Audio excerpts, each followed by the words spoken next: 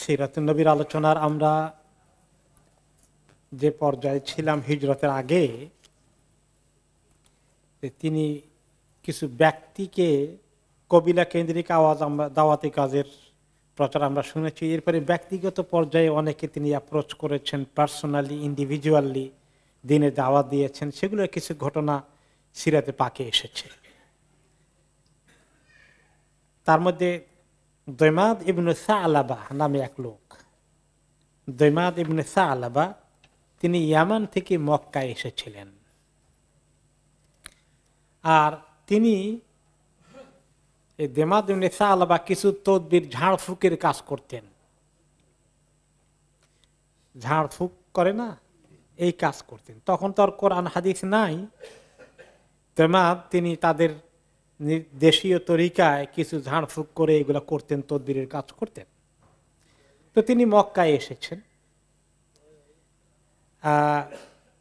ওমরা করার জন্য। তারা তখন ওই সমাজে আসতেন, হজের সময়ও আসতেন। তো তিনি এসে মক্কায় আবু জেহেল সহ কিছু লোক, আবু জাহাল সহ, তারা যেখানে বসে কথাবার্তা বলে, তারা তো ওখানে বসে থাকে সব সময়। কে আসলো, কাকে মুহাম্মদ সাল্লাল্লাহু আলাইহি ওয়াসাল্লাম টার্গেট করেন, উনি যেন সুবিধা না করতে পারেন আগে বা পরে ডিস্টার্ব করার কাজ। ওই মজলিসে আবু জাহাল আছে, উতবা ইবনে রাবিয়া আছে, উমাইয়া ইবনে খালাফ আছে। তখন দেমাদ তাদের সঙ্গে গিয়ে বসলেন। আবু জাহাল বলল, সাবধান, হাযা রাজুলুল্লাযী ফাররাকা জামাআতানা, ওই যে লোকটা দেখছো, এটা আমাদের সমাজের মধ্যে একটা বিরাট ফিতনা নিয়ে এসেছে, দলাদলি কোন্দল লাগিয়ে দিয়েছে। ওয়াসাফফাহা আহলামানা, আমাদের সবচেয়ে বুদ্ধিমান লিডার, জ্ঞানী পর্যায়ে যারা আছে, এদেরকে সে বেকুব বানানোর চেষ্টা করছে। ও আদাল্লা মান মাতা মিন্না, আমাদের এই ইতিপূর্বে বাপদাদারা যারা ইন্তেকাল করেছেন, মরে গেছেন, তারা সব গোমরাহিতে ছিলেন, তারা সব মিসগাইডেড ছিলেন, এগুলো বলাবলি করছে। ও আবা আলিহাতানা, আমাদের এত সম্মানিত মাবুদগুলো, মূর্তিগুলোর পূজা করি, এগুলোর বিভিন্ন আইব, এগুলা ব্যাপারে সে কুৎসা রটনা করছে।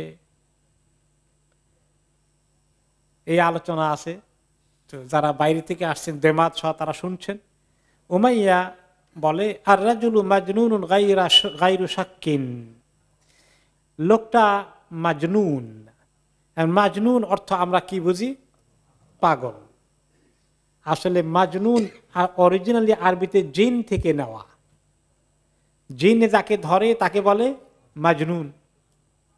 তো অনেক পাগলামি আছে, যারা পাগল হয়ে যায় আমাদের সমাজে। এদের অনেক কোনো কেসে এদের মেন্টাল প্রবলেম হয়, আর কোনো কেসে কিন্তু জিন আসলে ওদেরকে ডিস্টার্ব করে, এই কারণে পাগল হয়। কিছু মিল আছে আর কি। তো যখন বললো মাজনুন গায়রে শাক, যে কোনো সন্দেহ নাই তাকে জিনে পাওয়া, ভূতে পেয়েছে, খাঁটি বাংলায়, সোজা বাংলায়, তাকে ভূতে ধরেছে, ভূতে পেয়েছে।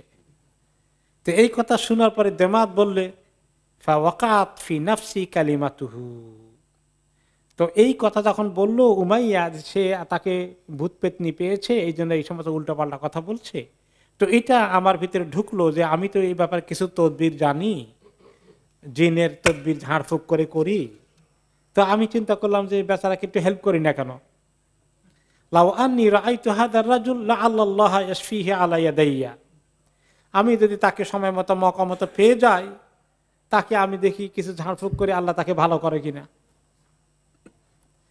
তারপরে খুঁজতে খুঁজতে ওনাকে পাওয়া গেল। তো পাওয়ার পরে দেমাদ ইবনে সাআলাবা বলছে, ইয়া মুহাম্মদ ইন্নী আরকি মিন হাযিহির রিহ, আমি এই যে তোমাকে যে বাতাস লেগেছে তোমার গায়ে, হ্যাঁ, তোমাকে যে কিছু জিনভূতে কিছু ডিস্টার্ব করছে, আমি কিন্তু এগুলোর ভালো তদবির জানি। ওয়া ইন্নাল্লাহা ইয়াশফি আলা ইয়াদাইয়া মান শাআ, আল্লাহ চাইলে আমার হাতে কিছু লোক ভালো হয়ে যায়। ফাহাল্লাকা, তোমাকে আমার এই সার্ভিস কি প্রোভাইড করব? তোমাকে আমি একটু রুকিয়া করে দেব, তদবির করে দেব, ঝাড়ফুঁক করে দেব। তখন নবী করিম সাল্লাল্লাহু আলাইহি ওয়াসাল্লাম কি জবাব দিলেন? তিনি তাকে জবাব দেওয়ার জন্য বললেন, ইন্নাল হামদালিল্লাহ নাহমাদুহু ওয়া নাস্তাঈনুহু মান ইয়াহদিল্লাহু ফালা মুদিল্লা লাহু ওয়া মান ইউদ্লিল ফালা হাদিয়া লাহু ওয়া আশহাদু আল্লা ইলাহা ইল্লাল্লাহু ওয়াহদাহু লা শারীকা লাহু ওয়া আন্না মুহাম্মাদান আবদুহু ওয়া রাসূলুহু আম্মা বা'দ। তিনি এটা শুনছেন, আপনারা কোথায় শোনেন? খুতবার মধ্যে। কিছু রিওয়ায়াতের একটু এদিক সেদিক আছে, এরকম আপনারা মাঝে মধ্যে খুতবায় শুনেন, তাই না? এর অর্থ কি? এই খুতবার মধ্যে এটা বলা হয় কি, ইন্নাল হামদালিল্লাহ, সমস্ত প্রশংসা আল্লাহর জন্য, নাহমাদুহু, তার প্রশংসাই আমরা করি, ওয়া নাস্তাঈনুহু, তার কাছে সাহায্য চাই, মাই ইয়াহদিল্লাহু ফালা মুদিল্লা লাহ, যাকে আল্লাহ হিদায়াত দান করেন তাকে কেউ গোমরাহ করতে পারে না, ওয়া মান ইউদ্লিল ফালা হাদিয়া লাহ, যাকে আল্লাহ গোমরাহ করেন অর্থাৎ হেদায়েত থেকে বঞ্চিত করে দেন তাকে কেউ হেদায়েত দিতে পারে না। ওয়া আশহাদু আল্লা ইলাহা ইল্লাল্লাহু ওয়াহদাহু লা শারীকা লাহু, আমি সাক্ষী দেই আল্লাহ ছাড়া কোনো মাবুদ নেই এবং তার কোনো শরীক নেই। ওয়া আন্না মুহাম্মাদান আবদুহু ওয়া রাসূলুহু, আর মুহাম্মদ হচ্ছেন তার বান্দা এবং তার রাসূল। আম্মা বাদ, অতঃপর। এরপরে তিনি কিছু বলবেন, একটু দম নিলেন, আর এই সময় দমা দমে সাহাবা বলবেন, বলল কি, আয়েদ আলাইয়া কালিমাতিকা হাউলাই, মুহাম্মদ তুমি কি পড়লা এতক্ষণ, আবার পড়ো তো দেখি, এগুলো আবার পড়ো, আবার পড়ো। ফাআদাহুন্না রাসূলুল্লাহ সাল্লাল্লাহু আলাইহি ওয়াসাল্লাম সালাসা মাররাতিন, তিনি দ্বিতীয়বার পড়লেন, সে বলল যে আবার পড়ো দেখি, তৃতীয়বার পড়লেন, তিনবার পড়ার পরে দেমাদ এখন বলে, ফাকালা লাকাদ সামি'তু কাওলাল কাহানা, আমি তো যারা জাদুকর তারা যে মন্ত্র পড়ে এগুলোও শুনেছি, কাওলা সাহারা, কাহানা হলো গণক, গণকদের গণনার মন্ত্র শুনেছি, ও কাওলা সাহারা, জাদুকরদের জাদুর মন্ত্র শুনেছি, ও কাওলা শুআরা, কবিদের কবিতার কথা শুনেছি, কিন্তু ফামা সামি'তু মিসলা কালিমাতিকা হাউলা, কিন্তু তোমার কথার মতন এই কথা আমি জীবনেও শুনি নাই। ওয়ালাকাদ বালাগনা নাউসাল বাহার, তোমার কথা এত পাওয়ারফুল, আমার মনে তোমার কথা এত গভীর, সমুদ্রের তলদেশে পর্যন্ত পৌঁছতে পারে তোমার এই কথা। হাতে ইয়াদাকা উবায়াউকা আলাল ইসলাম, তোমার হাতটা দাও মুহাম্মদ, আমি তোমার হাত ধরে বায়াত করে ফেলি, ইসলামে ঢুকে যাই। সে আসছিল ওনাকে ঠিক করতে, আর উনি ওনাকে ঠিক করে দিলেন আল্লাহর রহমতে। কে কাকে তাসির করলো, কার আসর কার মধ্যে কাজ করলো। তাহলে সুবহানাল্লাহ, এই যে এই দিন এত পাওয়ারফুল জিনিস, আর আল্লাহ তাআলা যাদেরকে এই দিলটার মধ্যে তৌফিক দিয়েছেন তাদের দিলে দিন এভাবে পৌঁছে যেতে পারে, কোনো কিছু আটকাতে পারে না। এই জন্য আমরা দেখি কোনো সময় অনেক জাহেল লোককেও আল্লাহ তাআলা হিদায়াত দিয়ে দিচ্ছেন। এমন এক পরিবার যেখানে একেবারে মূর্খতা, দিন নাই, সেখানে একটা ছেলে একটা বাচ্চা দিনদার হয়ে যাচ্ছে হঠাৎ করে, আল্লাহ তাআলা তৌফিক দিচ্ছেন, কবুল হয়ে যাচ্ছে।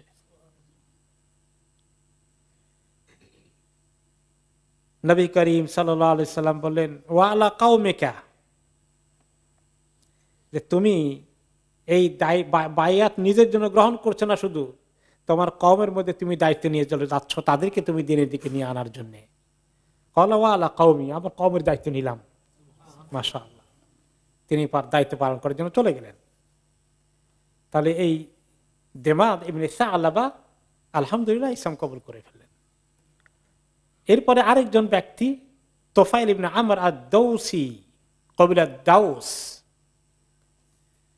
তিনি ওই কবিরার একজন, উনি মেইন লিডার। তখন তো কবিরা ভিত্তিক সমাজ ছিল, তাই না? এরকম থানা, জেলা, উপজেলা এরকম তো ছিল না, এরকম কবিলা ভিত্তিক সিস্টেম, সমাজ ব্যবস্থা ছিল। তো দাউসের কবিলার সর্দার ছিলেন তোফাইল ইবনে আমর রাদিয়াল্লাহু আনহু, তাও সেটা ইয়ামানেরই একটি কবিলা। ওনারাও মক্কায় এসেছেন, তিনি মক্কায় এসেছেন। নবী করিম সাল্লাল্লাহু আলাইহি ওয়াসাল্লাম তায়েফ থেকে ফেরত এসে মক্কায় আসার কিছুদিনের মাথায় তিনি আসলেন ওমরা করতে। এবং যেই তাই ওই কুরাইশের লিডাররা অপেক্ষায় আছে কোন কোন জায়গা থেকে আসে, বিশেষ করে প্রভাবশালী কেউ আসে কিনা, কোন কবিলার লিডার আছে কিনা, তাদেরকে পাহারা দেয়। যে নবী করিম সাল্লাল্লাহু আলাইহি ওয়াসাল্লাম পট করে দাওয়াত দিয়ে ফেলেন কিনা। তো উনি তায়েফ থেকে আসা কিছুদিন পরেই এই তোফায়েল আসলেন মক্কায়। ফামাশা ইলাইহি রিজালুম মিন কুরাইশ, কুরাইশের কয়েকজন তাকে দেখে তার কাছে চলে গেল। যখনই কেউ আসে তাদের কাছে যায়, এভাবে তারা গেল এবং নবী করিম সাল্লাল্লাহু আলাইহি ওয়াসাল্লামের কাছে সাবধান করার জন্য বলল, ইয়া তোফায়েল ইন্নাকা কাদিমতা বিলাদানা, তুমি তো আমাদের দেশে এসেছো, ওয়েলকাম।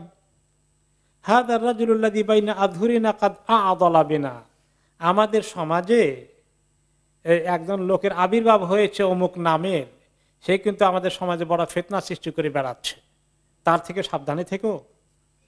ওয়াকাদ ফাররাকা জামাআতানা, আমাদের কওমের মধ্যে কোন্দল সৃষ্টি করে দিয়েছে, দুই দলে ভাগ করে দিয়েছে।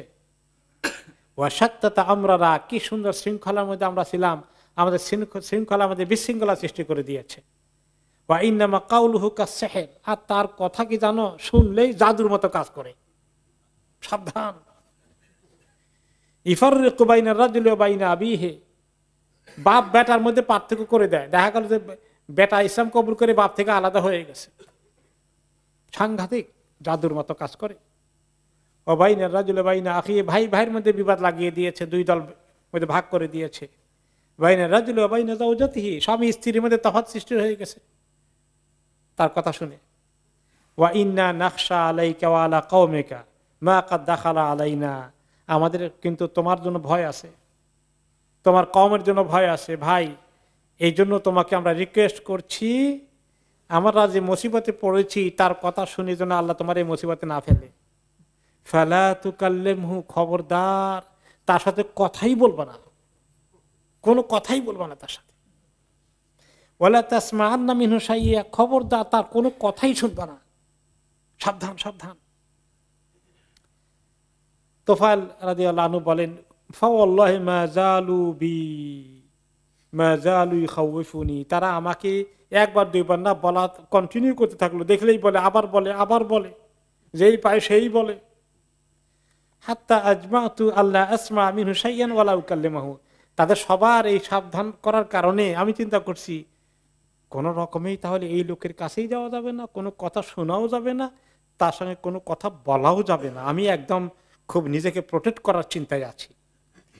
হাত্তা হাসাউতু ফি উযুনি হিনা গাদাউতু ইলাল মসজিদে কুরসুফান, আমি যখন মসজিদে যাব তাওয়াফ করতে, মসজিদে হারামে ঢুকবো, আমি কানের মধ্যে কিছু তুলা দোনো কানে ভালো করে ঢুকাই দিলাম, যেন বেচারা যদি তেড়ে আসে আমার কথা বলতে, যেন আমার কানে তার কথাই না ঢুকে, কারণ এত জাদুর মতো কাজ করবে তো মুশকিল।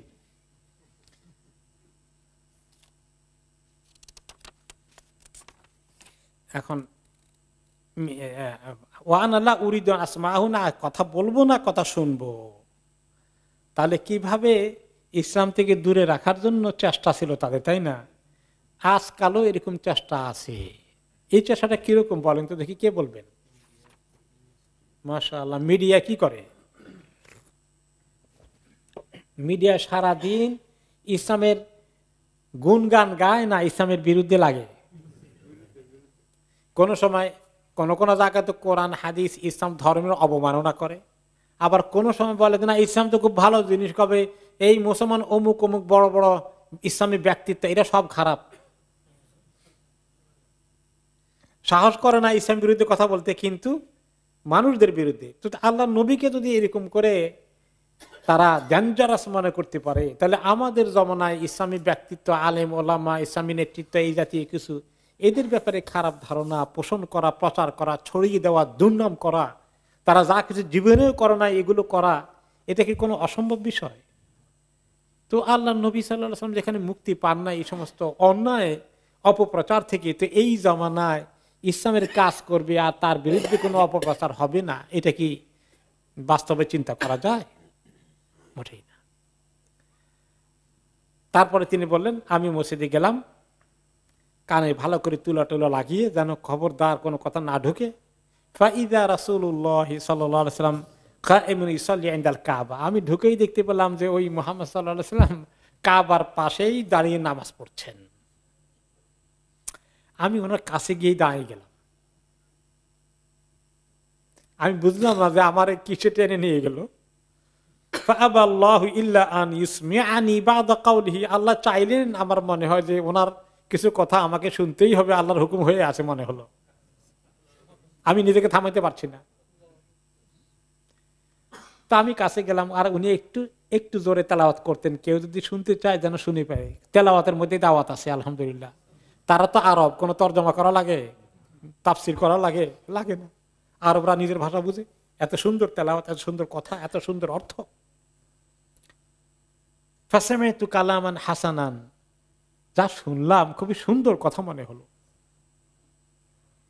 ফাকুলতু ফি নাফসি ওয়া সুকলা উম্মি, আমি নিজে মনে মনে নিজেকে ধিক্কার দিলাম, আমার মা আমাকে হারিয়ে ফেলুক, যে আমি এত সুন্দর কথা মিস করতে পারি, এত সুন্দর করে মিস করার সিদ্ধান্ত নিয়েছি, কানে তুলা লাগিয়েছি। ওয়াল্লাহি ইন্নী লারাজুলুন লাবিবুন শাইরুন মা ইয়াখফা আলাইয়া আল হাসানু মিনাল কাবিহ, আমি তো একজন শিক্ষিত মানুষ, জ্ঞানী মানুষ, এবং আমি কবি। উনি নিজে বড় কবি, সাহিত্যিক। আমার কাছে কোন কথাটা, কোন সাহিত্য, কোন কথা ভালো, কোন কথা খারাপ, এটা তো আমি তমিজ করতে পারি, এর পার্থক্য তো আমি করতে পারি। তা আমি কেন তাদের অপপ্রচারে কানে তুলা লাগিয়ে না শোনার সিদ্ধান্ত নিয়েছি? আমি শুনে বলবো যে আমি খারাপ শুনলাম নাকি ভালো শুনলাম, না শোনার আগেই কেন ডিসিশন নিয়ে বসে আছি? আমি নিজেকে তিরস্কার করা শুরু করে দিলাম।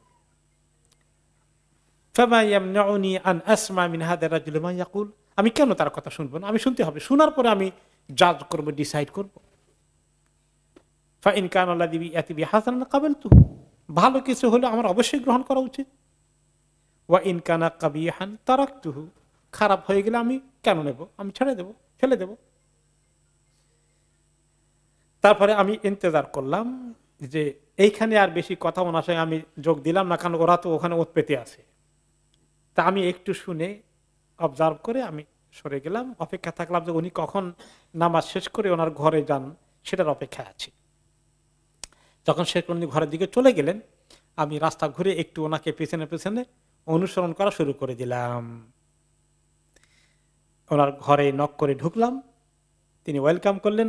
বললাম, ইয়া মুহাম্মদ ইন্না কাওমাকা কাদ ক্বালু লিকাযা ওয়া কাযা লিল্লাযী ক্বালু, আমাকে তোমার কওমের লোকেরা যা বললো তোমার ব্যাপারে, এই এই এই সব কথা বললো, যে আপনি এরকম করেন, ওরকম করেন, সব আপনি এই দেশ কোন দল লাগিয়ে দিয়েছেন, তাদের সমাজের সমস্ত কুচ্ছা রটনা করছেন, তাদের নেতৃবৃন্দের, তাদের মাবুদগুলোর, ইত্যাদি ইত্যাদি ইত্যাদি। এবং তারা আমাকে এমন ভাবে বলতে থাকলো যে আমি ভয় পেয়ে গেছি যে আপনার কথা শুনলেই আমি কোন অভিশাপে পড়ে যাই, কোন জাদুর টানের মধ্যে পড়ে যাই। এই জন্য কানের মধ্যে তুলা দিয়ে এসেছিলাম কতগুলো, যাতে কথা না শুনি। কিন্তু আমার মনে হলো আমার আল্লাহ চেয়েছেন আমি আপনার কথা যেন শুনি, তাই আল্লাহ আমার দিল খুলে দিলেন।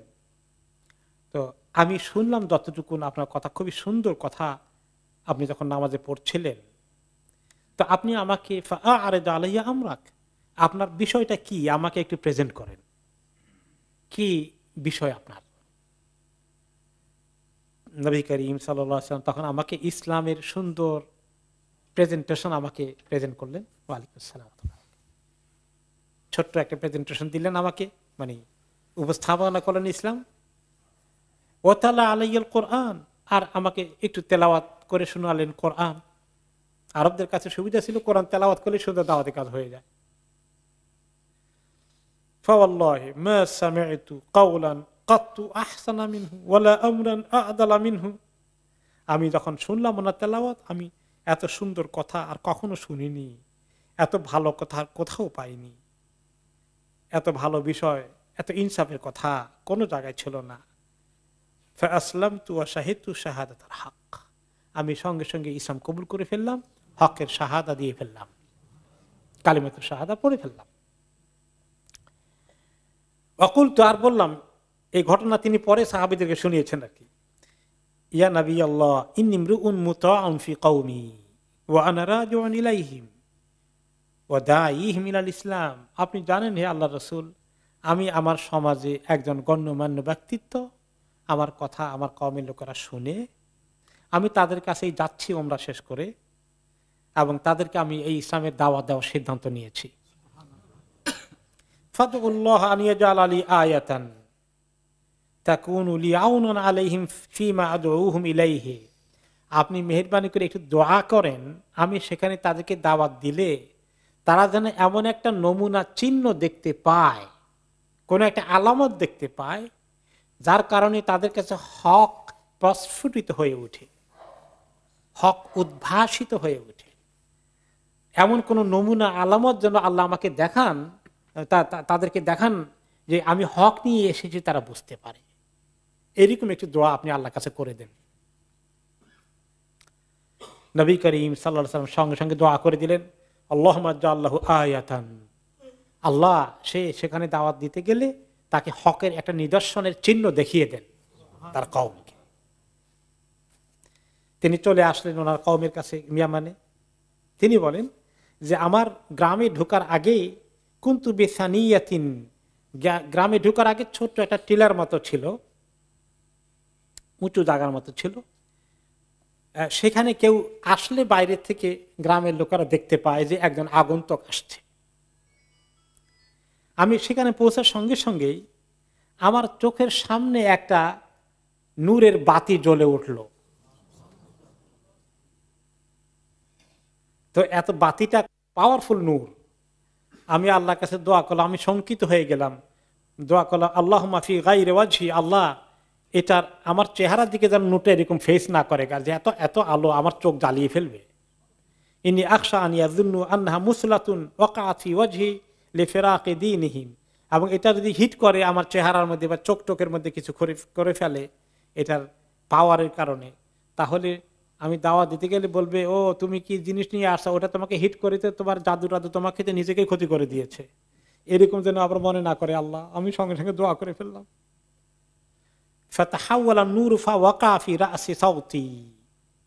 তখন নূর আমার চেহারা থেকে সরে গেল এবং আমার হাতে যে চাবুক ছিল উট চালানোর জন্য, চাবুকের মাথার দিকে টার্গেট করে নূরটা থাকলো এরকম করে। ওনার চেহারা বরাবর ছিল, এখন সরে গিয়ে চাবুকের মাথায় এমনি করে থাকলো। নূরের বাতির মতো জ্বলছে। তো যারা এটা দেখলো এবং এমনিতেই আমি উমরা করে আসছি, ওয়েলকাম করতে কেউ কে এগিয়ে আসছিল। ফাজাআল আল হাদির ইয়াতারাউনা যালিকা নূর ফি সাউতি কাল কিনদিলিল মুআল্লাক। যারা এগিয়ে আসলো, আমার কাছে আসলো, এই নূর দেখে দৌড়ে আসলো, তারা দেখতে পেল যে একটা কিন্দিলের মতো, মানে চিমনির মধ্যে থাকা বাতির মতো, যেভাবে হ্যারিকেন তো খুব দুর্বল আলো, আর একটু মজবুত আলো, হ্যাজাক লাইট আছে না আমাদের দেশে একসময় ছিল, এরকম আমার চাবুকের মাথার কাছে এইভাবে করে ওটা আছে। আর আমি তখন আস্তে আস্তে করে এই উঁচু টিলা থেকে নেমে যাচ্ছি এবং তাদের সবার সঙ্গে আমি তখন নামলাম। তারপরে সবাই এগিয়ে আসলো। ওয়াকানা শাইখান কাবীর হাত্তা আতানি আবি। আমার আব্বাও এগিয়ে আসছেন, খবর ছড়িয়ে গেছে, তিনিও বুড়ো মানুষ এগিয়ে আসছেন, কি ব্যাপার, আমার ছেলে কি নূরের বাতি নিয়ে আসছে। আমার বাবা ছিলেন বেশ তখন বয়স্ক হয়ে গেছেন। ফাকুলতু ইলাইকা আন্নী ইয়া আবাতি। তো আব্বাকে আমি যখন এগিয়ে আসছেন, আব্বাকে বলে, আব্বা একটু থামেন, আমার কাছে আসছে একটু এখন চিন্তা করতে হবে, কারণ আমি তো এখন আর আপনার মতো না। কি ব্যাপার? যে লেমাইয়া বুনাইয়া, কি হলো, তুমি আমার আগের ছেলের মতো আর না। বলে আমি তো আপনার আগের মতো না। কারণ কি? আসলাম তু ও তাবাতু দীনা মুহাম্মাদিন সাল্লাল্লাহু আলাইহি সাল্লাম। আমি তো ইসলাম কবুল করে ফেলেছি, আমি মুহাম্মদ সাল্লাল্লাহু আলাইহি সাল্লামের দ্বীনকে কবুল করেছি, আমি মুসলিম হয়ে গেছি। আপনি তো এখন আর মুসলিম না, আপনি এখনো তো কাফের রয়ে গেছেন। তখন বাবা খুব ভালো মানুষ বলেন, আই বুনাই ফাদিনি ও দিনুক। আরে তোমার দিন তো আমার দিন হয়ে যাবে, অসুবিধা কি? তুমি ভালো কিছু বলে বাট আমি দেরি করবো নাকি?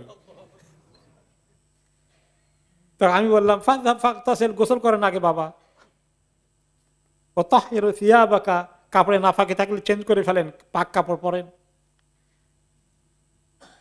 তারপরে তিনি গোসল করে আসলে কাপড় পরলেন, এরপরে তিনি কাপড় চেঞ্জ করে আসলেন।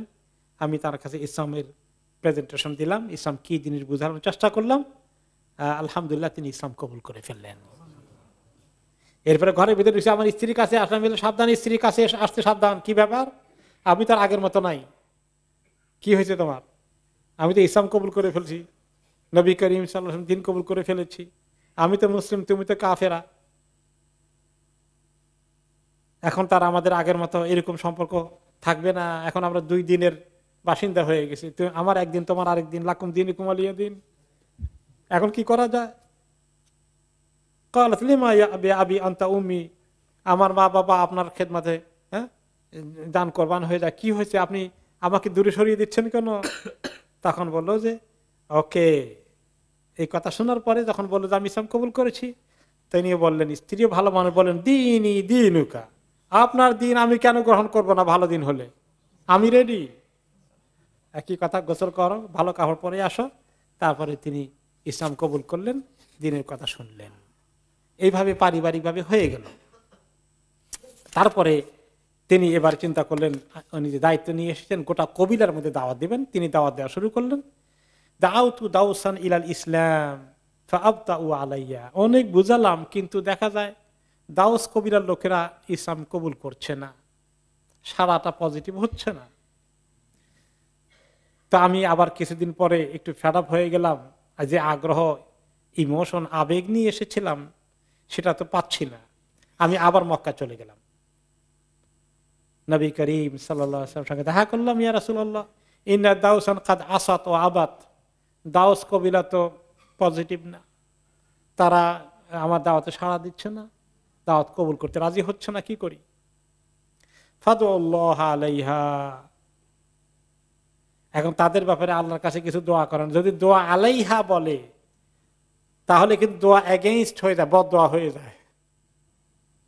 আর দোয়া আল্লাহা বললে পজিটিভ হয়, আলাইহা বললে নেগেটিভ হয়, বদ দোয়া হয়ে যায়। আল্লাহা বললে দোয়া হয়ে পজিটিভ হয়ে যায়। তিনি একটু বিরক্তই হয়ে গেছেন, কষ্ট নিয়ে আসছেন যে বদ দোয়া করে এদেরকে দেন, কিছু এরা শাস্তি পাক, দেখি শাস্তি পায় ঠিক হয় কিনা। আমি এত করে বুঝালাম, দিন কবুল করে না। তো এই কথা শুনে নবী করিম সাল্লাল্লাহু আলাইহি ওয়াসাল্লাম কিবলামুখী হয়ে গেলেন আর হাত উঠালেন দোয়া করার জন্য। এখন আশেপাশে কিছু মুসলিম ছিলেন, তারা বলা শুরু করে দিন, হালাকু, খাইছে বেচারা, তো দোয়া আলাইহা বলেছে, মানে বদ দোয়ার কথা বলছেন। নবী করিম সাল্লাল্লাহু আলাইহি ওয়াসাল্লাম হাত তুলেছেন। এখন যদি হয় ওই লাইনেই দোয়া করেন, মানে সেই লাইনে দোয়া কোন দোয়া? বদ দোয়া। তাহলে যে সব হালাক হয়ে যাবে, তারা আশঙ্কায় পড়ে গেল, এই যে এগুলো এবার আজকে হালাক হয়ে যাবে। কিন্তু রাসূলুল্লাহ সাল্লাল্লাহু আলাইহি ওয়াসাল্লাম বললেন, কি দোয়া করলেন? আল্লাহুম্মা হাদি দাউসান ওয়াতি বিহিম, আল্লাহুম্মা হাদি দাউসান ওয়াতি বিহিম, আল্লাহ দাউস কবিলার লোকদেরকে হেদায়েত দেন, তাদেরকে নিয়ে আসেন ইসলামের দিকে। পজিটিভ দোয়া করলেন, নেক দোয়া করলেন, তাদের পক্ষে দোয়া করলেন, বিপক্ষে না, বদ দোয়া করলেন না। তোফায়েল রাদিয়াল্লাহু আনহু বলেন, অতঃপর তিনি আমাকে বললেন, রাসূলুল্লাহ সাল্লাল্লাহু আলাইহি ওয়াসাল্লাম আমাকে বললেন, ইরজা ইলা কওমিকা ফাদউহুম ওয়ারফুক বিহিম, তোমরা আমার কাছে আবার যাও, তাদেরকে এবার ভালো করে আর একটু বোঝানোর চেষ্টা করো, দিনের দিকে ডাকো, আর একটু নম্রতার আচরণ করো, নম্রতার আচরণ করো। তার অর্থ কি? উনি টের পেলেন যে তোফায়েল দাউসী রাদিয়াল্লাহু আনহু একটু খেপে গেছেন তাদের ব্যাপারে, অভিযোগ নিয়ে আসছেন, তিনি পজিটিভ না, তিনি একটু মানে রাগ হয়ে গেছেন তাদের ব্যাপারে, তাই না? দায়ী ইলাল্লাহ রাগ হয়ে গেলে কি সুবিধা হবে? তিনি বুঝালেন যে না, তুমি রাগ হতে পারবা না, তুমি তাদের এই কিছু উল্টাপাল্টা দেখলেও সহ্য করতে হবে, এবং তাদেরকে পজিটিভ কথা, পোলাইট অ্যাপ্রোচ নিয়ে তুমি দাওয়াতি কাজ করো। দায়ী ইলাল্লাহ একবার দুইবার কথা শুনো না, এখন রাগ হয়ে চিল্লাচিল্লি করলে এইটা দায়ী ইলাল্লাহর কাজ হতে পারে না। দাওয়াতি দিনের কাজ কি সহজ কাজ? খালি জ্বালামাই বক্তৃতা দিয়ে মঞ্চ একদম জ্বালাই ফেললে কাজ হবে নাকি? আল্লাহ তাআলার কাছে দিনের কাজ করার জন্য অনেক সবর লাগবে, উল্টা পাল্টা প্রশ্ন করবে, সেখানে যেন দায়ীদেরকে আল্লাহ তাআলা সবর দান করেন। এই নসিহত করে দিলেন তিনি। তোফায়েল রাদিয়াল্লাহু আনহু বলেন, ফারাজাতু ইলাইহিম, আমি চলে আসলাম আবার ফেরত, এবং তাদেরকে আমি দাওয়াত দিতে থাকলাম, দাওয়াত দেওয়ার কাজ করে যাচ্ছি, আস্তে আস্তে কবুল করছে কিছু কিছু হতে হতে ইতিমধ্যেই এই মাত্র 2-3 বছরের মাথায় কিন্তু নবী করিম সাল্লাল্লাহু আলাইহি ওয়াসাল্লাম হিজরত করে ফেলবেন। উনি ইয়ামানে দাওয়াতি কাজ করতেছেন, আর এই ফাঁকে দিয়েই হিজরতের হুকুম হয়ে গেছে, নবী করিম সাল্লাল্লাহু আলাইহি ওয়াসাল্লাম মক্কা চলে গেছে, মদিনা চলে গেছেন। তারপরে বদর ঘটেছে, ওহদ ঘটেছে, খন্দক ঘটে গেছে। তো বদর ওহদ খন্দক ঘটতে কয় বছর লেগেছে? প্রায় 4-5 বছর। এই এতক্ষণ তার আগে, হিজরতের আগে আরো 2-1 বছর, 2-3 বছর, এই পুরো 7-8 বছর তিনি তার কবিলার মধ্যে দাওয়াতি কাজে লিপ্ত আছেন, ব্যস্ত আছেন, নসিহত অনুযায়ী কাজ করছেন, আর আসেন নাই ওনার কাছে কমপ্লেন নিয়ে।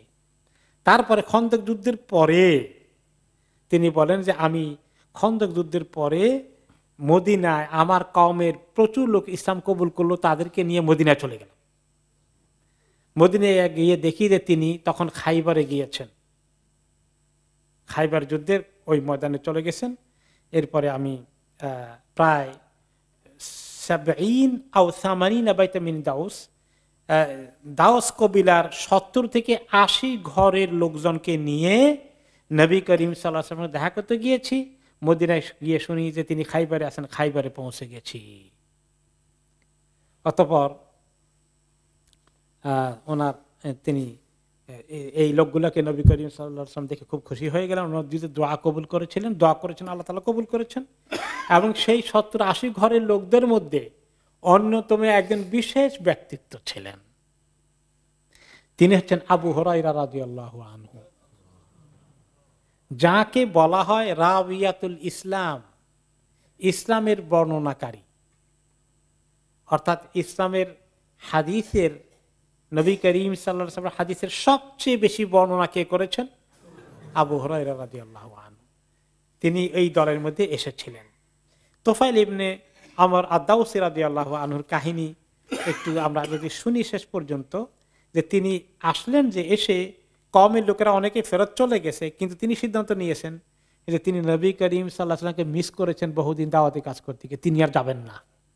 তিনি মদিনায় সেটেল হয়ে গেলেন, হিজরত করে ফেললেন। নবী করিম সাল্লাল্লাহু আলাইহি ওয়াসাল্লাম ইন্তেকাল হয়ে গেল, তারপরে কয়েক বছর উনি ওনাকে পেলেন। এরপরে যখন নবী করিম সাল্লাল্লাহু আলাইহি ওয়াসাল্লাম ওফাত হয়ে গেল, ইন্তেকাল হয়ে গেল, এরপরে ইয়ামামার লোকেরা ইসলামের বিরুদ্ধে বিদ্রোহ ঘোষণা করলো, মুরতাদ হয়ে গেল। সেখানে মদিনা থেকে অনেক সাহাবীরা এসেছিলেন জিহাদ করতে, তাই না? তার মধ্যে তিনি যোগ দিলেন, এই তোফাইল আদ-দাওসী রাদিয়াল্লাহু আনহু, এবং সেখানে গিয়ে তিনি শহীদ হয়ে গেলেন। এবং তিনি শহীদ হওয়ার আগে স্বপ্নে তিনি দেখলেন, ওই ইয়ামামার যুদ্ধের মধ্যে ওখানে তিনি জয়েন করেছেন। একদিন রাত্রে স্বপ্নে দেখলেন, দেখে সকালে বললেন তার সঙ্গী সাথী তারা ছিলেন, ইন্নী কাদ রাআইতু রুইয়া ফাবিরুহা আলী, আমি একটা স্বপ্ন দেখলাম আজকে রাত্রে, তোমরা কি এটা তাবির করবে, ব্যাখ্যা করবে কেউ? কি দেখেছো? দেখেছি আমার আনা রাসি হুলেকা, যে আমার মাথা শেভ হয়ে গেছে, মাথা শেভ করা হয়ে গেছে, মাথা মুন্ডন করা হয়েছে, আর আমার মুখ থেকে একটি পাখি বেরিয়ে এসেছে, পাখি মুখ থেকে বেরিয়ে আসলো। আর আমি দেখতে পাচ্ছি যে ওয়ানলাকিয়াতনি, একটি মহিলা আমার সামনে উপস্থিত, এবং সেই মহিলাটি তার গোপন অঙ্গ দিয়ে আমাকে ঢুকিয়ে ফেললো, ইন করে ফেললো। এই মানুষটা মহিলার লজ্জাস্থান দিয়ে তিনি বলেন যে আমি তার ভিতরে ঢুকে গেলাম। উরাব ইবনি ইয়াতলুবনি তলাবান হাফিসান, আবার দেখতে পাচ্ছি আমার ছেলে আমাকে ফলো করে খুঁজতেছে, আমি কোথায় গেলাম, কোথায় আছি। সুমা রাআইতুহু হুবিসা আন্নি, অতবার দেখলাম যে আমার ছেলেটাকে কেউ আটক করে ফেলেছে, সে আর আমার কাছে আসতে পারলো না। ক্বালু খাইরান, যারা সাহাবীরা শুনলেন ওনার স্বপ্ন, ওনারা বললেন ভালোই দেখেছ, স্বপ্ন দেখলে কি বলতে হয়, ভালোই দেখেছ, খায়রা মা রাআইত। কালা, তাদের খায়রান বললেন, তারা আর কিছু বললেন না। তবে আমি বললাম তাদেরকে, আম্মা আনা ফাওয়াল্লাহি লাকাদ আউয়ালতুহা, তোমরা ব্যাখ্যা বললে না, কিন্তু আমার কাছে এর ব্যাখ্যা আছে। কি ব্যাখ্যা আছে তোমার কাছে? ক্বালু মাযা, আম্মা হালকু রাসি ফাকাতউহু, আমার ব্যাখ্যা হচ্ছে, আমার মনে আল্লাহ যে ব্যাখ্যা দিয়েছেন, আমার মাথা শেভ হওয়া, মুন্ডন হওয়া মানে যে আমার শাহাদাত হয়ে যাবে, আমার শের কাটা হয়ে যাবে, আমার মাথা শের থেকে মানে কতল করা হবে আমাকে, আমার শাহাদাত হয়ে যাবে, আমি বুঝতে পারছি। ও আমার তায়রুল্লাযী খারাজা মিন ফামি ফারুহি, আমার মুখ দিয়ে যে পাখি বেরিয়ে গেছে এটা আসলে আমার রূহ। ওয়া আমাল মারআতুল্লাতী আদখালাতনি ফারজাহা, আর যে মহিলা দেখেছি তার লজ্জাস্থান দিয়ে সে আমাকে ভিতরে ঢুকিয়ে ফেলেছে, ফাল আরদু তুহফারু লি ফাআগীবু ফিহা, এটা হচ্ছে জমিন, মাটি, আমার কবর, যেখানে মাটি ফাঁক করে আমাকে ঢুকানো হবে। ওয়া আমা তালাবু ইবনি ইয়ায়া সুম্মা হাফসু আন্নি, আর এই যে আমার পেছনে পেছনে আমাকে ফলো করছে, আমার ছেলে আমাকে তালাশ করছে, অতঃপর তাকে আটক করা হয়ে গেছে। ফাইনি আরাহু সায়াজহাদু আন ইসিবাহুমা আসাবানি, আমার কাছে মনে হয় সে আমার মতেই ওই পথেই চলবে, সংগ্রাম করবে যে পথে আমি চলেছি, এবং আমার উপরে যা এসেছে তার জন্য তাই হবে। সে একদিন শহীদ হয়ে যাবে কোন এক জায়গায়। ঠিকই হলো, ওনার ব্যাখ্যায় উনি ইয়ামামার যুদ্ধে তিনি শহীদ হলেন সাহাবী তোফায়েল, আর ওনার ছেলে ওই যুদ্ধে শহীদ হয় নাই। ছেলে যুদ্ধ হয়েছে পরবর্তী পর্যায়ে ইয়ারমুকের যুদ্ধে ওমর ইবনে খাত্তাব রাদিয়াল্লাহু আনহু খেলাফতের সময়ে। তো ওনার ব্যাখ্যা পরিপূর্ণভাবে কার্যকরী হয়েছে, স্বপ্ন বাস্তবায়ন হয়েছে।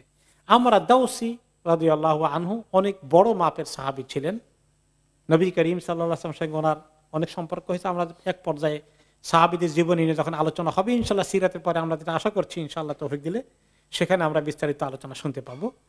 এরপরে আমরা দেখতে পাচ্ছি ইয়াস ইবনে মুআদ নামে এক লোক, আমরা আযানের আগে একটু কয়েক মিনিট সময় নিয়ে নেই, এটা শুনে ফেলি আজকে। গোলামান হাদাসান মিন আহলি ইয়াসরিব মিন বনি আব্দুল আশহাল, তিনি মদিনাবাসী। মদিনার পুরনো নাম কি ছিল? ইয়াসরিব। ইয়াসরিব শহর থেকে, ওই শহরের বনি আব্দুল আশহাল ওই এলাকার তিনি একজন ইয়াং টিন এইজার গোলাম হিসাবে মক্কায় এসেছিলেন। আল আউস, আউস কবিলার অন্তর্ভুক্ত হয়ে যারা কোরাইশদের সঙ্গে চুক্তি করতে এসেছিলেন।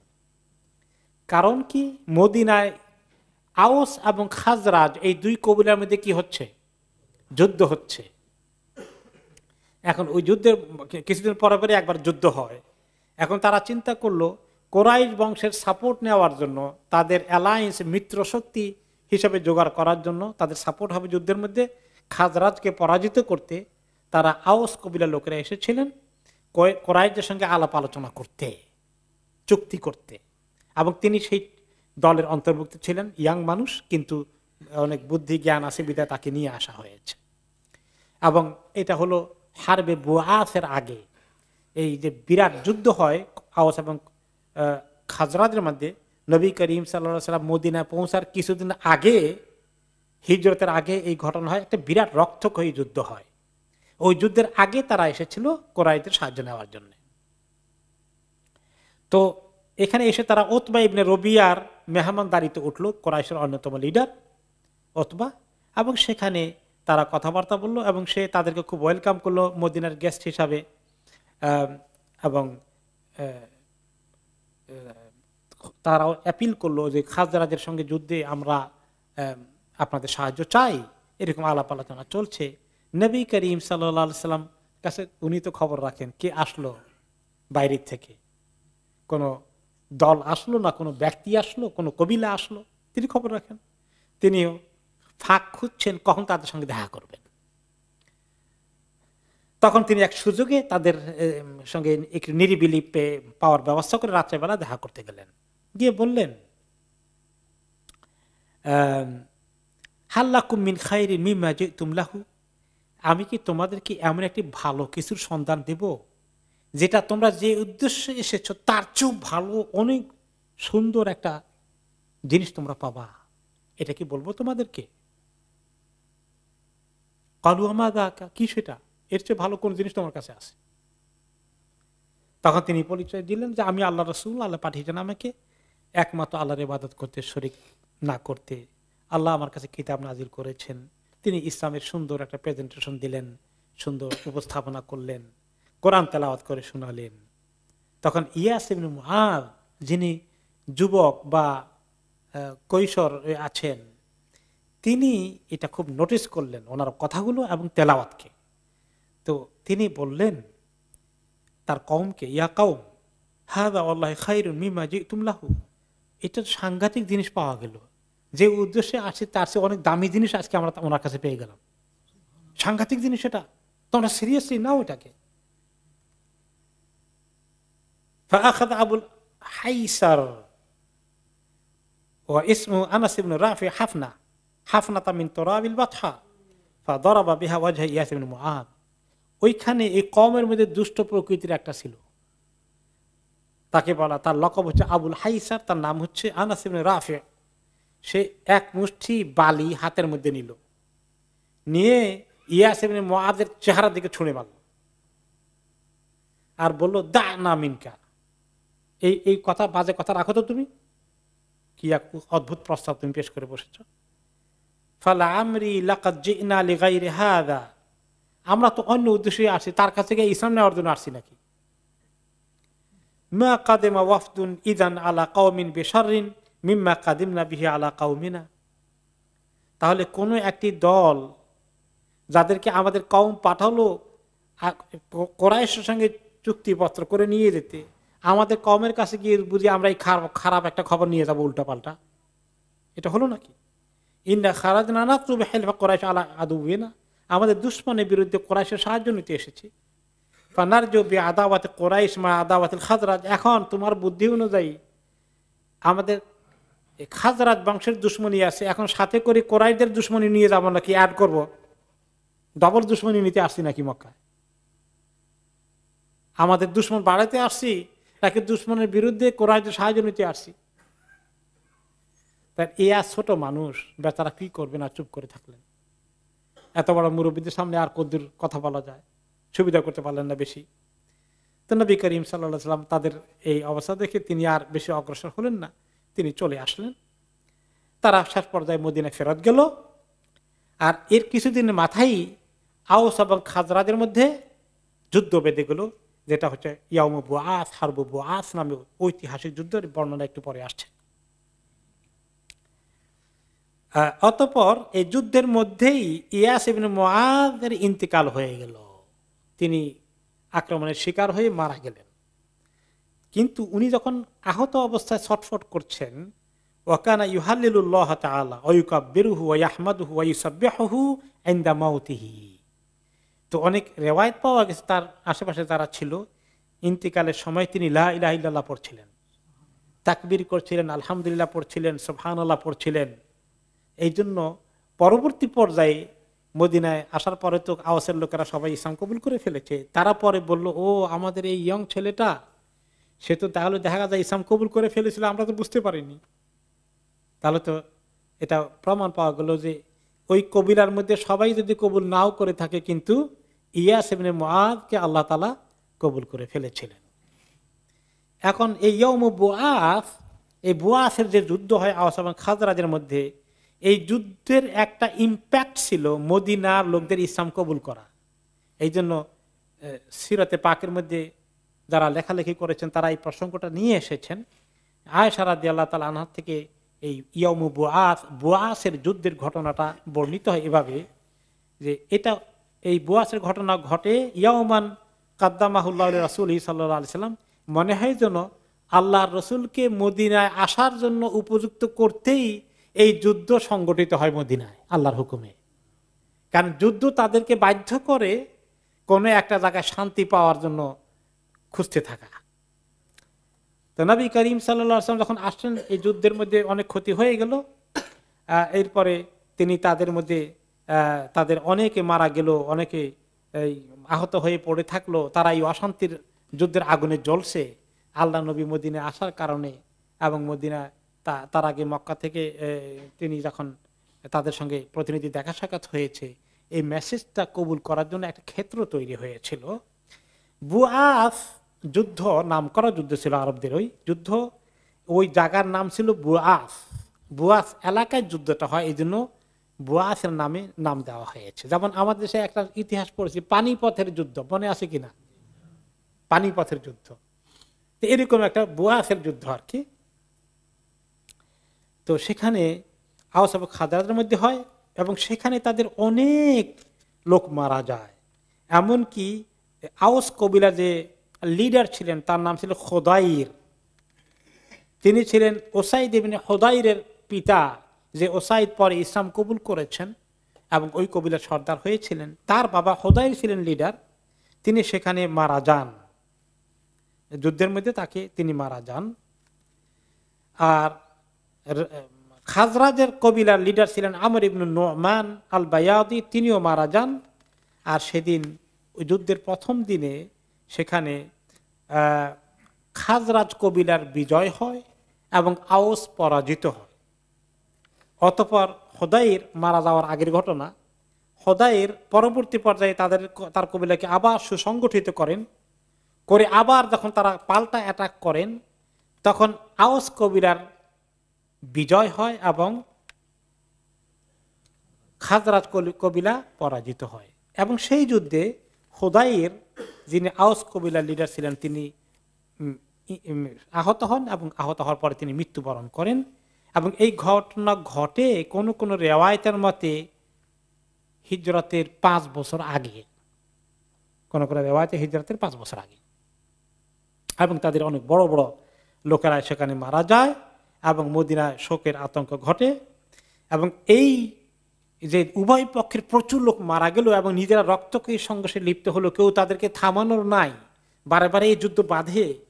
তারা মুক্তির উপায় খুঁজছিল যে কিভাবে শান্তি কোনোদিন পাওয়া যায় কিনা, কোন তরিকা শান্তি পাওয়া যায়, এমন কেউ আছে কিনা তাদের মধ্যে শান্তি স্থাপন করে দেবে।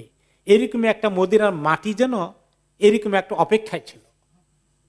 আর এটাই নবী করিম সাল্লাল্লাহু আলাইহি ওয়াসাল্লাম মদিনার মাটিকে উর্বর করে রাখে। তারপরে এখন আস্তে আস্তে এই মদিনার দিকে ইসলাম কবুল হওয়ার কাজ শুরু হয় কিভাবে। হিজরতের আগে নবী করিম সাল্লাল্লাহু আলাইহি ওয়াসাল্লাম বিভিন্ন কবিলায় যখন দাওয়াত দিলেন ইত্যাদি, কিন্তু তিনি তেমন কামিয়াব হলেন না। এভাবে করতে করতে প্রায় হিজরতের 11তম বছর, নবুয়তের 11তম বছর আসলো। তিনি মক্কায় কত বছর ছিলেন? 13 বছর। 11তম বছরে আমরা এখন আসি। নবী করিম সাল্লাল্লাহু আলাইহি ওয়াসাল্লাম বিভিন্ন তরিকায় ব্যক্তিগতভাবে কবিলাগতভাবে দাওয়াত দিচ্ছেন, কিন্তু তেমন বেশি ছাড়া পাচ্ছেন না। কিছু কিছু সামান্য সামান্য হচ্ছে। মৌসুম হজের মৌসুমে তিনি বিভিন্ন সময় অপেক্ষা করতেন প্রত্যেক বছর দাওয়াত দেওয়ার জন্য। এবারে তিনি টার্গেট নিলেন যে তিনি এই 11তম বছরে যারা হজে আসবে তাদেরকে টার্গেট করবেন। খাজরাজের বেশ কিছু লোক আসলো, তাদের মধ্যে থেকে কয়েকজনকে এক জায়গায় তিনি পেলেন। জিজ্ঞাসা করলেন, তিনি তাদের সঙ্গে দেখা করতে রাতের অন্ধকারে, মান আনতুম, আপনারা কে, কোত্থেকে এসেছেন? তারা বলে নাফারুম মিনাল খাজরাজ, আমরা ইয়াসরেব মদিনার এই খাজরাজ কবিলার লোক। আমিন মাওয়ালিল ইয়াহুদ, আপনাদের সঙ্গে কি ইহুদিদের একটা প্যাক্ট আছে, চুক্তি আছে? যাহা চুক্তি আছে। তখন তিনি বললেন আফালা তাজলিসুনা উকাল্লিমুকুম, এইটুকু বসবেন, একটু সময় দেবেন, আমি আপনাদের সঙ্গে একটু কথা বলতে চাই। তারা বললেন ফাইন, বলো। তিনি আল্লাহ দিকে ডাকলেন, তিনি ইসলাম প্রেজেন্ট করলেন, তেলাওয়াত করে শোনালেন কোরআন থেকে। এখন তারা ইহুদিদের সঙ্গে তাদের উঠাপড়া ছিল এবং তারা মাঝে মধ্যে ওদেরকে বলতো যে দেখো, কোন কোন সময় ইহুদিদের সঙ্গে তাদের ঝগড়া লাগতো। ইহুদিরা ওখানে আউটসাইড থেকে আসা সেটেলার্স, আর তারা মদিনার ইন্ডিজেনাস পিপল। মাঝে মধ্যে তাদেরকে তারা করত, তারা বলতে শোনো, ইন্না নবিয়ান মাবউসুন আল আন, শোনো আখিরি নবী আসার টাইম কিন্তু হয়ে গেছে। কাদ আযাল্লা জামানুহু, ওনার টাইম একদম কাছেই এসেছে। নাত্তাবিউহু ফানাকতুলুকুম মাহু কাতলা আদিন ওয়া ইরাম, ওই নবী যেই দুনিয়াতে আসবে আমরা কিন্তু নবীওয়ালা লোক, নবীর গোষ্ঠীর লোক, ওই নবীর সঙ্গ আমরা দেব। তখন আমরা যুদ্ধে তোমাদের সঙ্গে লাগলে কিন্তু আমাদেরকে ঠেকাইতে পারবে না, ওই নবীর কারণে আল্লাহ আমাদেরকে সাহায্য করে দিবেন, তোমাদের উপরে আমাদের বিজয় অর্জিত হবে। তো তখন তারা চিন্তা, ওই কথা তাদের মনে আসে, নবীর কথা বলছিল ইহুদিরা, উনি কি সেই নবী নাকি? তারা চিন্তা করছে ওনার কথা শুনে। নবী করিম সাল্লাল্লাহু আলাইহি ওয়াসাল্লাম যখন দাওয়াত দিলেন, তখন তারা নিজেরা কথাবার্তা বলল, তাআল্লামু আল্লাহি ইন্নাহু লানাবিয়্যুল্লাযী তাওয়াদাকুম বিহি ইয়াহুদ, এই যে ইহুদিরা বলছে ওই নবী তো দেখা যায় উনি, আমরা তো পেয়ে গেছি ওনাকে, তাদের আগেই পেয়ে গেছি। ফালা তাসবিকান্নাকুম ইলাইহি, ওরা যেন তোমাদের আগে কবুল না করে, আমরা তাদের আগে কবুল করে ফেলি। তখন তারা কবুল করে ফেললেন এবং তারা এই কয়জন চলে গেলেন আবার মদিনায় এবং তারা গিয়ে বললেন যারা যুদ্ধে এভাবে ক্ষতিগ্রস্ত হয়ে গেছে তাদের কাছে তারা এই দিনকে ইনশাআল্লাহ প্রেজেন্ট করে বললেন যে এই নবীকে যদি আমরা পেয়ে যাই, আশা করা যায় আলহামদুলিল্লাহ যে আমরা এই রক্ত ক্ষরণ থেকে বেঁচে যাব এবং আল্লাহ তাআলা আমাদেরকে একটা সম্মানের আসনে নিয়ে যাবেন দুনিয়াতেও এবং আখেরাতেও আল্লাহর কাছে আমরা সম্মানিত হব। এরকম একটা আন্ডারস্ট্যান্ডিং নিয়ে তারা তাদের এলাকায় খাজরাত কবিলায় আলাপ আলোচনা শুরু করে দিলেন। এরপরে তারা যখন ঘরে আসলেন তাদের ওখানে এসে তারা ওখান থেকে কিছু সাজেশন নিয়ে এসেছেন, ইসলাম তো কবুল করে ফেলেছি, মদিনায় গিয়ে কি করব। তিনি বলে দিয়েছেন তো একটা মসজিদ ছোটখাটো বানাও, সেখানে গিয়ে তোমরা কোরআন শিখো, নামাজ শিখো, আমল করো। টেম্পোরারিলি একটা মসজিদ তারা বানিয়েছিলেন, মসজিদে বনি জুরাইক তার নাম। সেখানে গিয়ে তারা আলহামদুলিল্লাহ আমল শুরু করে দিলেন। এরা কয়জন ছিলেন? কোন কোন রেওয়ায়েতে বলা হয় এরা 6 জন ছিলেন, আর কেউ কেউ বলেছেন এরা 7 জন ছিলেন। এবং পরবর্তী পর্যায়ে এই 1 বছর পার হয়ে গেল। এরপরে তারা দ্বিতীয় বছর আসলেন, নবুয়তের আগের 12তম বছর। লাস্ট ওয়ান ছিল 11তম বছর। এবার 12তম বছরে তারা আরো কিছু লোক আসলেন, এবারে প্রায় 12 জন ওই গ্রুপের মধ্যে আছেন। আগের গ্রুপের বেশ কয়েকজন আছেন, নতুন আরো কিছু যোগ দিলেন। এরা এসে নবী করিম সাল্লাল্লাহু আলাইহি সাল্লাম তাদের সঙ্গে আকাবার মধ্যে মিনার মধ্যে দেখা করলেন। মিনার যে বড় পাথর মারার জায়গা যেটা আছে মক্কার কাছের, সেখানে রাতের বেলা অন্ধকারে তিনি তাদের সঙ্গে কথাবার্তা বললেন এবং সেখানে তাদের সঙ্গে তিনি বায়াত করলেন। এটাকেই বলা হয় প্রথম বায়াত, বায়াতুল আকাবাল উলা। এই 12তম বছরে তিনি বায়াত করলেন, শপথ করলেন। এই শপথের মধ্যে তিনি তাদেরকে ইসলামের দিকে কবুল করলেন, আল্লাহর দিকে নিয়ে আসলেন এবং তাওহীদের কথা তাদেরকে তিনি গ্রহণ করাই দিলেন। এরপরে 12তম বছর বায়াত করে যারা ফেরত চলে গেলেন, তারা মদিনাতে গিয়ে এবারে ওই মসজিদ যেটা ছোটখাটো টেম্পোরারি করেছিলেন সেখানে তিনি জুমা নামাজ পড়ার জন্য তাদেরকে নির্দেশ দিয়ে দিলেন।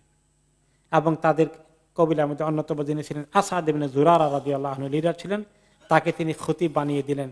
সেখানে ওনারা জুমা নামাজ পড়ালেন এবং এক পর্যায়ে এই পেছন দিয়ে তিনি মুসআব ইবনে উমাইর রাদিয়াল্লাহু আনহুকে পাঠালেন তাদের শিক্ষক হিসাবে মদিনায় ওই মসজিদে গিয়ে তাদেরকে তালিম দেওয়ার জন্য।